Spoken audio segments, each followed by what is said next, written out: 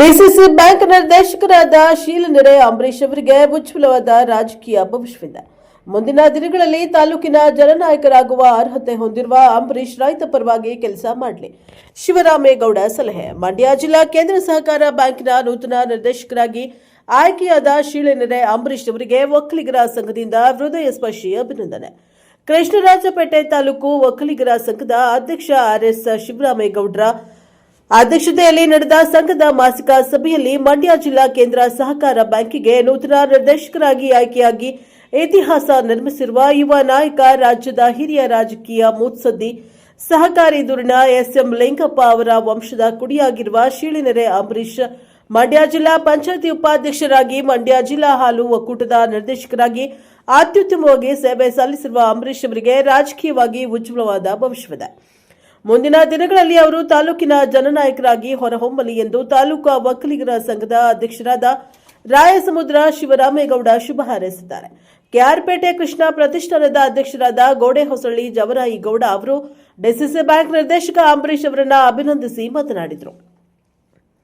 ಮಂಡ್ಯ ಜಿಲ್ಲಾ ಕೇಂದ್ರ ಸಹಕಾರ ಬ್ಯಾಂಕ್ ರೈತ ಬಾಂಧವರಿಗೆ ನೀಡುತ್ತಾ ಇರುವ ಜಮೀನಿನ ಅಡಮಾನ ಸಾಲವು ಅತ್ಯಂತ ಕಡಿಮೆ ಇದ್ದು, ಅದನ್ನು ಕೂಡಲೇ ಪ್ರತಿ ಎಕರೆಗೆ 4 ಲಕ್ಷ ರೂಪಾಯಿಗಳಿಗೆ ಹೆಚ್ಚಿಸುವ ಮೂಲಕ ರೈತ ಬಾಂಧವರಿಗೆ ಅನುಕೂಲ ಮಾಡಿಕೊಡಬೇಕು. ಈ ದಿಕ್ಕಿನಲ್ಲಿ ನೂತನವಾಗಿ ಬ್ಯಾಂಕ್ನ ನಿರ್ದೇಶಕರಾಗಿ ಆಯ್ಕೆಯಾಗಿರುವ ಅಂಬರೀಶ್ ಅವರು ಬ್ಯಾಂಕಿನ ಸಭೆಯಲ್ಲಿ ಚರ್ಚೆ ಮಾಡಿ ಆಡಳಿತ ಮಂಡಳಿಯ ಅಧ್ಯಕ್ಷರು, ಉಪಾಧ್ಯಕ್ಷರು ಸೇರಿದಂತೆ ಎಲ್ಲಾ ನಿರ್ದೇಶಕರ ಸಹಮತಿಯನ್ನ ಪಡೆದುಕೊಂಡು ಸಾಲದ ಪ್ರಮಾಣವನ್ನು ಹೆಚ್ಚಿಸುವ ದಿಕ್ಕಿನಲ್ಲಿ ಕಾರ್ಯೋನ್ಮುಖರಾಗಬೇಕು ಎಂದು ಜಿಲ್ಲಾ ಕೇಂದ್ರ ಸಹಕಾರ ಬ್ಯಾಂಕ್ ಕೃಷ್ಣರಾಜಪೇಟೆ ತಾಲೂಕಿಗೆ ನೀಡುತ್ತಾ ಇರುವ ಸಾಲದ ಪ್ರಮಾಣವು ಬೇರೆ ತಾಲೂಕುಗಳಿಗೆ ಹೋಲಿಸಿಕೊಂಡರೆ ಬಹಳ ಕಡಿಮೆ ಇದೆ. ಸಾಲ ನೀಡುವಿಕೆಯು ಅನುಪಾತದಲ್ಲಿಯೂ ಕೂಡ ಪ್ರಾದೇಶಿಕವಾಗಿ ಅಸಮಾನತೆಯು ಎದ್ದು ಕಾಣ್ತಾ ಇದೆ.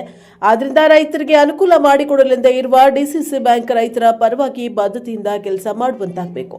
ಬ್ಯಾಂಕ್ನ ಅಧಿಕಾರಿಗಳು ಮತ್ತು ಸಿಬ್ಬಂದಿಗಳು ಬ್ಯಾಂಕಿಗೆ ಆಗಮಿಸುವ ರೈತ ಬಾಂಧವರು ಹಾಗೂ ಗ್ರಾಹಕರೊಂದಿಗೆ ಸೌಜನ್ಯಯುತವಾಗಿ ನಡೆದುಕೊಂಡು ತಮ್ಮ ವೃತ್ತಿ ಗೌರವವನ್ನು ಎತ್ತಿ ಹಿಡಿಯುವ ಜೊತೆಗೆ ಸಂಕಷ್ಟದಲ್ಲಿರುವ ರೈತರಿಗೆ ಅನುಕೂಲ ಮಾಡಿಕೊಡುವ ಬದ್ಧತೆಯನ್ನ ಪ್ರದರ್ಶನ ಮಾಡಬೇಕು ಎಂದು ಜವರಾಯಿಗೌಡ ಮನವಿ ಮಾಡಿದರು.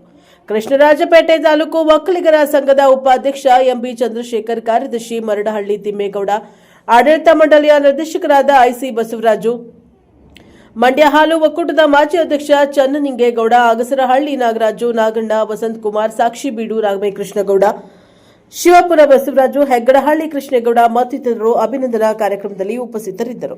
Bureau report doctor KR Neelkanth, Prajapower TV, Krishnarajpet. ನಾವು ಈ ದಿವಸ ವರ್ಷದ ಕ್ಯಾಲೆಂಡರ್ನ ಮೊದಲನೇ ದಿವಸ ಒಂದು ಶುಭ ದಿನ 2026 ಮೊದಲನೇ ದಿವಸ ನಾವು ಪ್ರತಿ 1ನೇ ತಾರೀಕು ಮೀಟಿಂಗ್ ಮಾಡೋ ಅನುಷ್ಠಾನವಾಗಿ ಇಟ್ಕೊಂಡು ಬಂದಿದ್ದೀವಿ. ಅದೇ ರೀತಿ ಇವತ್ತೊಂದು ವಿಶೇಷ ಕಾರ್ಯಕ್ರಮ ಅಂದರೆ ಸನ್ಮಾನ ಕಾರ್ಯಕ್ರಮ. ನಿಮಗೆಲ್ಲ ಗೊತ್ತಿರ್ತಕ್ಕಂಥ ವಿಚಾರ. ನಮ್ಮ ನೂತನ ಮತ್ತು ಯುವಕರು, ಉತ್ಸಾಹಿಗಳು, ಮಾಜಿ ಜಿಲ್ಲಾ ಪಂಚಾಯತ್ ಉಪಾಧ್ಯಕ್ಷರು, ಮಾಜಿ KMF ನಿರ್ದೇಶಕರು, ಹಾಲಿ ಮಂಡ್ಯ DCC ಬ್ಯಾಂಕ್ನ ನಿರ್ದೇಶಕರಾದಂಥ ನಿಮ್ಮೆಲ್ಲರ ಅಚ್ಚುಮೆಚ್ಚಿನ ಶ್ರೀ ಎಸ್ ಅಂಬರೀಶ್ರವ್ರನ್ನ ಇವತ್ತು ಸ್ವಾಗತ ಕಾರ್ಯಕ್ರಮ ಇಟ್ಕೊಂಡಿದ್ದೀವಿ. ಸ್ವಾಗತ ಮತ್ತು ಸನ್ಮಾನ. ಈ ಸಮಾರಂಭಕ್ಕೆ ಆಗಮಿಸಿರ್ತಕ್ಕಂಥ ನಮ್ಮ ಅಧ್ಯಕ್ಷರಾದಂಥ ಶಿವರಾಮಣ್ಣರು, ಜವರಾಯಿಗೌಡರು ಮತ್ತು ನಮ್ಮ ಎಲ್ಲ 14 ಜನ ನಿರ್ದೇಶಕರು ಒಟ್ಟುಗೂಡಿ ಈ ಕಾರ್ಯಕ್ರಮ ಇಟ್ಟು ಮಾಡಿದ್ದೀವಿ. ಎಲ್ಲರೂ ಕೂಡ ಬಂದಿದ್ದೀರಿ. ಈ ಸಮಾರಂಭಕ್ಕೆ ನಿಮ್ಮೆಲ್ಲರೂ ಕೂಡ ಆತ್ಮೀಯವಾಗಿ ಸ್ವಾಗತ, ಸುಸ್ವಾಗತ. ವಿಶೇಷವಾಗಿ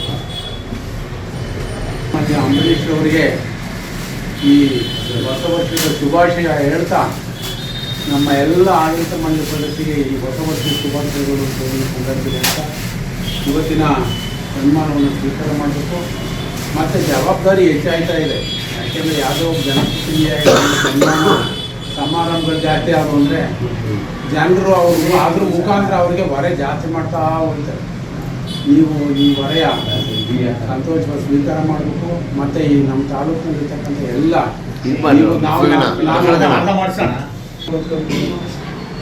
ನಮ್ಮ ಭಾಗದಲ್ಲಿ ಆ ರೀತಿ ಆಗಿಲ್ಲ.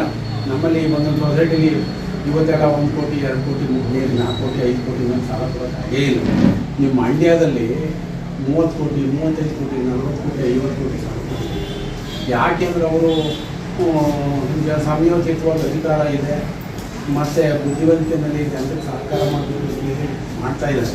ಅದು ತಪ್ಪು ಅಂತ ನಾನು ಹೇಳೋದಿಲ್ಲ. ದಯಮಾಡಿ, ಯಾಕೆಂದರೆ ಇವಾಗ ನೀವು ನೂತನವಾಗಿ ಆಯ್ಕೆ ಆಗಿದ್ದರೆ ನಿಮಗೆ ಜವಾಬ್ದಾರಿ ಇದೆ.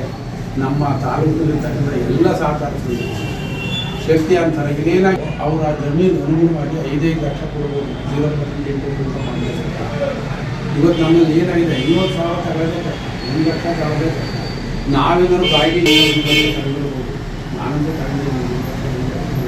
ಅವರ ಶಕ್ತಿ ಅಂತಾರೆ 2 ಎಕರೆ ಇದೆ. ಈಗ ಒಂದು ಬಾರೋ ಇಂಡಿವಿಜುವಲ್ ಬಾರೋ ಇದ್ದರೆ 90,000 1 ಲಕ್ಷನೇ ಇದೆ 1 ಎಕರೆಗೆ. ಈ ಬಾರೋಯಿಂದವರ ಫೈನಾನ್ಷಿಯಲ್ ಸ್ಟೇಟ್ಮೆಂಟು ಪ್ರತಿ ವರ್ಷವೂ ಸ್ಕೇಲ್ ಆಫ್ ಫೈನಾನ್ಸ್ ಮಾಡ್ತಿರ್ತೀವಿ ಜಿಲ್ಲಾ ಸಹಕಾರ ಬ್ಯಾಂಕಲ್ಲಿ. ಅವರು ಒಂದ್ಸಾರಿ ಸಾಲ ತಗೊಂಡು DCC ಬ್ಯಾಂಕ್ನಲ್ಲಿ ಬೇರೆ ಕಡೆ ಸಾಲ ತಗೊಳ್ಳೋಕೆ ಆಗೋದೇ ಇಲ್ಲ. ತಗೊಂಡಿದ್ದು 1 ಲಕ್ಷ 2 ಲಕ್ಷನೋ, ನನಗೆ ಹೆಚ್ಚು 3 ಲಕ್ಷ 4 ಲಕ್ಷ ಬೇಕು, ನಮಗೆ ಅಭಿವೃದ್ಧಿ ಮಾಡಬೇಕು ಅಂತ ಬೇರೆ ಕಡೆ ಸಾಲ ಕೊಡೋದಿಲ್ಲ. ನೀವು DCC ಬ್ಯಾಂಕ್ನಲ್ಲಿ ಸಾಲ ಕೊಡೋದೆಯಾ, ಅವ್ನು ಕಮರ್ಷಿಯಲ್ ಬ್ಯಾಂಕ್ಗೆ ಹೋಗೋದ್ರೆ ಸಮಸ್ಯೆ ಆಯ್ತು. ಅವನಿಗೆ ವೈಯಕ್ತಿಕವಾಗಿ ತುಂಬ ಸಮಸ್ಯೆ ಆಯ್ತು. ದಯಮಾಡಿ ಈ ದಿಕ್ಕಿನಲ್ಲಿ ನೀವು ಪ್ರಯತ್ನ ಮಾಡಬೇಕು. MP ಲೋನ್ ಕೊಡ್ಬೋದು, ಮಧ್ಯಮವಧಿ ಸಾಲ ಕೂಡ ತುಂಬ ಅವಕಾಶಗಳಿದೆ. ಈ ಆಡಳಿತ ಮಂಡಳಿಯವರು ಅಲ್ಲಿ ಸ್ಥಳೀಯವಾಗಿ ಒಂದ ಮಾಡ್ಕೊಂಡು ಎಲ್ಲ ಕಡೆಯೂ ಇದೆ. ಅದು ಏನಾದರೂ ಇರಲಿ, ನೋಡ್ರಪ್ಪ ನಾನು ಯಾವ ಪಾರ್ಟಿಯವರಾಗಲಿ ಸಾಲ ಸೌಲಭ್ಯ ಕೊಡಿ ಏನು ಎನ್ಕರೇಜ್ ಮಾಡಿ, ದಯಮಾಡಿ ಈ ದಿಕ್ಕಿನಲ್ಲಿ ಪ್ರಯತ್ನ ಮಾಡಿ. ನಮ್ಮ ರೈತರಿಗೆ ಜೀವನಾಡಿಯಾಗಿರ್ತಕ್ಕಂಥ DCC ಬ್ಯಾಂಕ್ನ ಅಭಿವೃದ್ಧಿಯಲ್ಲಿ ಶ್ರಮಿಸಬೇಕು ಮತ್ತು ರೈತರಿಗೆ ಹೆಚ್ಚು ಸಹಾಯ ಮಾಡಬೇಕು ಅಂತ ಒಂದು ಸಂದರ್ಭದಲ್ಲಿ ಕಳಕಳಿಯಿಂದ ಮನವಿಯನ್ನು ಮಾಡಿಕೊಂಡು ಇದು ನನ್ನ ಮನವಿ, ದಯಮಾಡಿ ಇದನ್ನು ಸ್ವೀಕಾರ ಮಾಡಬೇಕು ಅಂತ ಹೇಳಿ, ನಿಮಗೆ ಆಯಸ್ಸು ಆರೋಗ್ಯ ಭಗವಂತೆಲ್ಲನೂ ಕೊಡಲಿ. ನಿಮ್ಮದೇ ಆದಂಥ ರಾಜಕೀಯ ಹಿನ್ನೆಲೆ ಇದೆ. ಯಾಕೆಂದರೆ ಈ ತಾಲೂಕಿಗೆ ಲಿಂಗಪ್ಪನ ಕೊಡುಗೆ ಅಪಾರವಾಗಿದೆ. ನಾವೆಲ್ಲರೂ ಇವತ್ತು ಉಸಿರಾಡ್ತಾ ಇದ್ದೀವಿ ರಾಜಕಾರಣದಲ್ಲಿ. ಅಂದರೆ ನಾವೆಲ್ಲ ಲಿಂಗಪ್ಪನವ್ರ ಹೆಸರಿಟ್ಕೊಂಡೆ ನಾವೆಲ್ಲ ಬದುಕಿರೋದು. ಏನಾದರೂ ಇವತ್ತು ಈ ತಾಲೂಕಿನಲ್ಲೆಲ್ಲ ಒಳ್ಳೆಯವರು ಅಂತ ಯಾರು ಇದ್ರು ಲಿಂಗಪ್ಪನವ್ರ ಹೆಸರಿಟ್ಕೊಂಡು ಬಂದವರೇ ಒಳ್ಳೆಯವರಾಗಿರೋರು. ಇವತ್ತಿನ ರಾಜಕಾರಣ ಬಿಡಿ, ಇವತ್ತು ನಾವು ನೋಡಿದ್ರೆ ಅದರೊಳಗಡೆ ಕಾಲಿಡೋಕ್ಕಾಗಲ್ಲ ಆ ಸ್ಥಿತಿ ನಿರ್ಮಾಣ ಆಗಿದೆ. ಅದಕ್ಕೆ ಯಾಕೆ ಅಂದರೆ ಇದನ್ನು ನಾವು ಬ್ಲೇಮ್ ಮಾಡೋದ್ರಲ್ಲಿ ಅರ್ಥ ಇಲ್ಲ. ನಾವೀಗ ರಾಜಕಾರಣದಲ್ಲಿ ಯಾರು ನಂಬಿಕೆ ನೀವು ಒಕ್ಕೂಟದ ಫಸ್ಟ್ ಪ್ರಾರಂಭದಲ್ಲಿ 5,000 4,000 2 ಸಾರಿಗೆ 25,000 40,000 3ನೇ ಸಾರಿಗೆ 1 ಲಕ್ಷ 4ನೇ ಸಾರಿಗೆ ಅವನು ಬೇಡ. ಈ ರಾಜಕಾರಣ ನಾನು 3 ಸಾರಿ ಬೇಡ ಕೊಟ್ಟು ಇರೋ ಗೌರವ ಹಾಳು ಮಾಡ್ಕೊಳ್ಳೋದು ಬೇಡ ಅಂತ ಗೌರವವಾಗಿ ಲಿಂಗಪ್ಪನವರೆಲ್ಲ ಕೃಷ್ಣ ಅವ್ರು ಬಹಳ ಒತ್ತಾಯ ಮಾಡಿ 4ನೇ ಸಾರಿ ಚುನಾವಣೆ ನಿಲ್ಲಿಸಿದ್ರು. ಬೇಡ ಅಂತ ಇವನು ಸೊಸೈಟಿ ಸೆಕ್ರೆಟರಿಗಳೆಲ್ಲ ಒಬ್ಬರು ಇಲ್ಲ ನೀವು ಇರಬೇಕು ಅಂತ ಹೇಳಿ ಕೃಷ್ಣ ಅವರು ಇಲ್ಲಪ್ಪ ನೀನು ಇರಬೇಕು ಹೇಳಿ ಇದೇ ಈ ಬೆಂಕಿಯೊಳಗೆ ಯಾರು ಗೊತ್ತಾಗೋದಿಲ್ಲ. ರಾಜಕಾರಣ ಶುದ್ಧೀಕರಣ ಮಾಡೋದು ಓಡಿ ಇವಾಗ ಅಲ್ಲಿ ಹಬ್ಬ ಎಲ್ಲ ಬೆಳಗ್ಗೆ ನಾವು ಬಂದಾಗ ನೋಡ್ತಿರ್ತೀವಿ, ಯಾರ್ಯಾರು ಏನೇನು ಮಾಡ್ತಾರೆ ಅವ್ರನ್ನ ಯಾವುದೇ ಮಾಡಿ ನೀವು ಪ್ರಾಮಾಣಿಕತೆ ಉಳಿಸ್ಕೊಂಡ್ಬಂದಿದ್ದೀವಿ. ನಿಮ್ಮ ಸಂತಾನ ಗೌರವ ಇದೆ. ಹಿಂಗೆ ಮುಂದುವರಿರಿ. ಯಾವುದು ಶಾಶ್ವತವಲ್ಲ. ಅಧಿಕಾರಕ್ಕೋಸ್ಕರ ಅಡ್ಡದಾರಿಗೆ ಇರ್ತಾ ಇಲ್ಲ. ಎಷ್ಟು ಇರ್ತಾರೋ ಅಷ್ಟೇ. ಈ ತಾಲೂಕಿನಲ್ಲಿ ಎಲ್ಲರಿಗಿಂತ ಹೆಚ್ಚು ಗೌರವ ಇದೆ ಅಂತ ನಿಮಗೆ ಭಾಳ ಗೌರವ ಇದೆ. ನೀವು ಅದನ್ನು ಉಳಿಸ್ಕೊಂಡು ಬೆಳೆಸ್ಕೊಂಡು ಹೋಗಿ ಅಂತ ಈ ಸಂದರ್ಭದಲ್ಲಿ ಹೇಳಿ ನಾನು ನಿಮಗೆ ತುಂಬ ಈ ಹೊಸ ವರ್ಷ ಅಂದ್ಕೊಂಡು ಸನ್ಮಾನ ಮಾಡಿದ್ದಾರೆ. ಇಲ್ಲಿರುವಂಥ ಎಲ್ಲ ಅಧ್ಯಕ್ಷರು ಶಿವರಾಮೇಗೌಡರು, ನಾಗೇಶ್ವರ ತಿಮ್ಮೇಗೌಡರು, ಬಸವರಾಜಣ್ಣವರು, ಜವರೇಗೌಡರು, ಚೆನ್ನಿಗೆಯವರು, ನಾಗರಾಜನವರು, ರಾಮಕೃಷ್ಣನವರು, ಚಂದ್ರಣ್ಣವರು, ನಾಗಣ್ಣವರು, ವಸಂತ ಕುಮಾರ್ PDO ನಮ್ಮ ಆತ್ಮೀಯರಂತ ವಸಂತ ಕುಮಾರ್ ದೀಪಂತವ್ರೆ.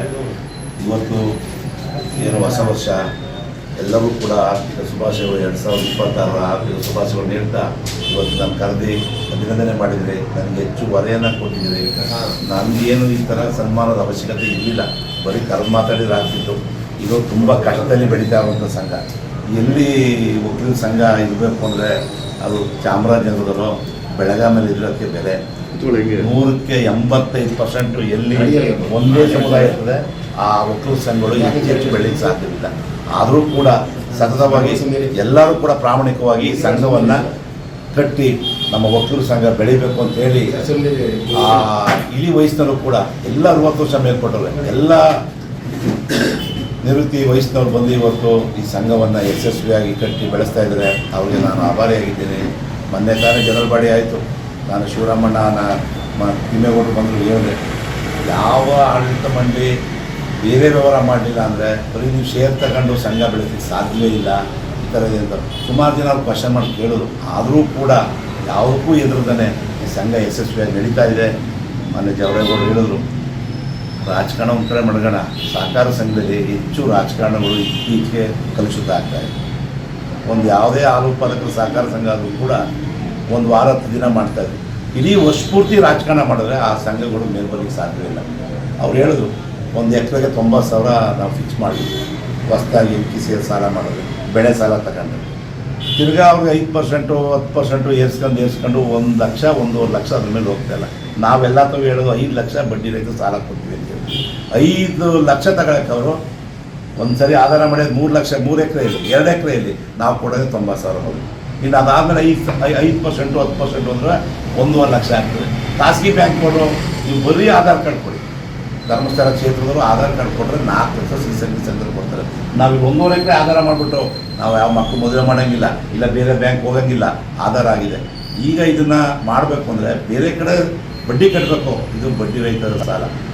ಇನ್ನೂ ಕೇರ್ಪೇಟೆ ಇರುವಂಥ ಕೇಂದ್ರ ಸಹಕಾರ ಬ್ಯಾಂಕ್ನ ಸಾಕಷ್ಟು ನೌಕರರು ಕೂಡ ಇನ್ನೂ ಒಳ್ಳೆ ಕೆಲಸ ಮಾಡಲಿಕ್ಕೆ ಸಾಧ್ಯವಿಲ್ಲ. ಕಾರಣ ಇಷ್ಟೇ, ಈ ಜಿಲ್ಲೆಯಲ್ಲಿ ಯಾರು ಒಳ್ಳೆ ಕೆಲಸ ಮಾಡೋಕ್ಕಾಗಲ್ಲ ಅಂತ ತಂದು ಪನಿಷ್ಮೆಂಟ್ ಟ್ರಾನ್ಸ್ಫರ್ ಅಂತ ಈ ತಾಲೂಕು ತಂದು ಹಾಕಿದೆ. ನಾನು ಸುಮಾರು 3 ಬ್ರ್ಯಾಂಚ್ ಹೋಗಿದ್ದೆ, 20 ವರ್ಷ ಆಗದೆ. ಅವ್ರಿಗಿನ್ನೂ ಕಂಪ್ಯೂಟ್ರ್ ಜ್ಞಾನನೇ ಇಲ್ಲ ಅಂತ ಇದಿದೆ.